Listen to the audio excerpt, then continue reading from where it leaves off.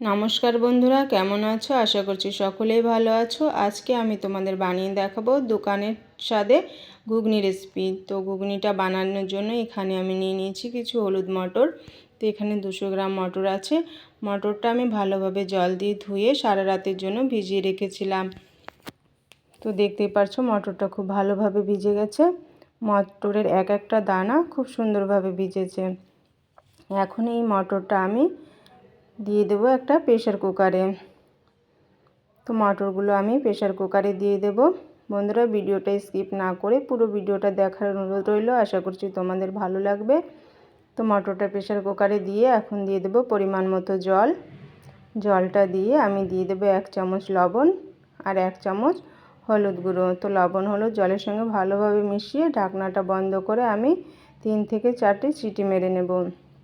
আর এদিকে নিয়ে নিয়েছি একটা টমেটো, একটা পেঁয়াজ আর নিয়েছি কিছু কাঁচা লঙ্কা। এগুলো আমি কেটে নেব। আর এদিকে মটরটা সেদ্ধ হয়ে গেছে, দেখতেই পারছো মটরগুলো খুব সুন্দরভাবে সেদ্ধ হয়েছে। আর ঘুগনিতে দেওয়ার জন্য আমি কিছু আলু নিয়ে নিয়েছি, যেমনটা ঘুগনিতে দেওয়া হয় ছোট ছোট সাইজ করে আমি কেটে নিয়েছি। আর এদিকে গ্যাস অন করে আমি গ্যাসে কড়াই বসিয়ে দিলাম কিছু শুকনো মশলা ভাজার জন্য।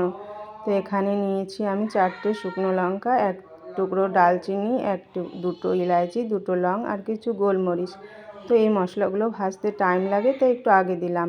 এখন এর মধ্যে আমি আরও কিছু মশলা দিয়ে দেব। দিয়ে দিলাম 1/2 চামচ ধনে, 1/2 চামচ মৌরি আর দিয়ে দিলাম 1/2 চামচ জিরে। এখন এই মশলাগুলো আমি একটু ভেজে নেব। আর দিয়ে দেব একটা তেজপাতা। তো সব কিছু দিয়ে আমি মশলাটা খুব ভালোভাবে ভেজে নিয়েছি। আর এখন মশলাটা নামিয়ে একটু ঠান্ডা করে নেব। আর এদিকে ওই কড়াইতে আমি দিয়ে দেব পরিমাণ মতো সরষের তেল। রান্নাটা সরষের তেলে করলে খুব ভালো হয়। তো তেলটা হালকা গরম হয়ে গেলে আমি দিয়ে দেব 1/2 চামচ চিনি। চিনিটা দিয়ে তেলের সঙ্গে ভালোভাবে মিশিয়ে আমি দিয়ে দেব কেটে রাখা পেঁয়াজ কুচি।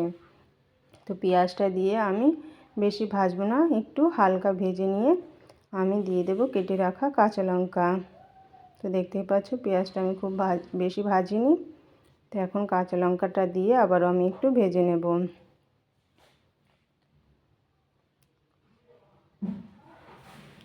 তো এভাবে আমি পেঁয়াজ আর কাঁচা লঙ্কাটা ভেজে নিয়েছি। আর এখন আমি দিয়ে দেব এর মধ্যে আদা রসুন বাটা। তো আদা রসুন বাটাটা দিয়ে একটু ভেজে নেব যতক্ষণ না এর কাঁচা গন্ধটা যাচ্ছে। তো আদা রসুনটা দিয়ে আমি খুব ভালোভাবে ভেজে নিয়েছি। এখন এর মধ্যে আমি দিয়ে দিচ্ছি 1 চামচ লঙ্কা গুঁড়ো আর দিয়ে দিলাম 1 চামচ হলুদ গুঁড়ো। তো লঙ্কা আর হলুদটা দিয়ে আমি খুব ভালোভাবে মশলার সঙ্গে মিশিয়ে নিয়েছি। এখন দিয়ে দেব টমেটো কুচি। তো টমেটো কুচিটা দিয়ে মশলার সঙ্গে ভালোভাবে মিশিয়ে নিয়েছি। আর এখন এর মধ্যে দিয়ে দেব স্বাদ মতো লবণ। লবণটা আমি অল্পই দিলাম, কেননা মটরে আগে থেকেই দেওয়া আছে। তো মটরে এখন এই মশলাগুলো খুব ভালোভাবে আমি কষিয়ে নিয়েছি। আর এখন আমি দিয়ে দিলাম কেটে রাখা আলু।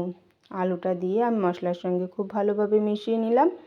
আর এভাবে আলুটাকে আমি 5 থেকে 7 মিনিট কষিয়ে নেব, যাতে আলুটা ভালোভাবে সেদ্ধ হয়ে যায়। তো এখন আমি দিয়ে দিলাম 1/2 চামচ জিরে গুঁড়ো আর 1/2 চামচ গোলমরিচ গুঁড়ো। তো গোলমরিচ গুঁড়ো আর জিরে গুঁড়োটা দিয়ে আমি খুব ভালোভাবে মিশিয়ে নিলাম। আর এইভাবেই আমি 5 থেকে 7 মিনিট এভাবে আলুটাকে কষিয়ে নেব। আর এদিকে আমি যে ভাজা মশলাগুলো করেছিলাম ওটা একটা মিক্সি জারে দিয়ে পাউডার তৈরি করে নেব। তো দেখতেই পাচ্ছ মশলাটার পাউডার খুব সুন্দরভাবে তৈরি হয়ে গেছে। আর এদিকে আলুটাও প্রায় কষানো হয়ে গেছে। আর এখন আমি এর মধ্যে দিয়ে দেব সিদ্ধ করে রাখা মটর। তো মটরের জলটা আমি ফেলবো না, জল শুদ্ধ মটরটা আমি দিয়ে দেব। আর আমি আগে থেকেই গরম জল করে রেখেছিলাম আর এর মধ্যে দিয়ে দেব গরম জল।